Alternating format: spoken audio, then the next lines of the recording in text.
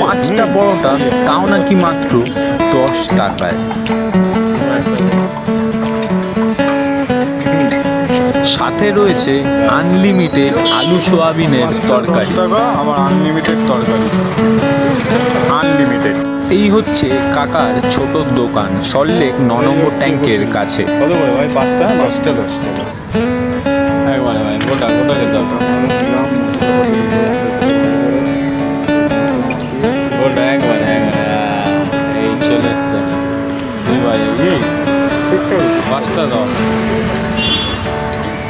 এই দেখো ওই ছোট্ট দোকান সল্টলেক মোড়ে, 5টা 10 টাকা।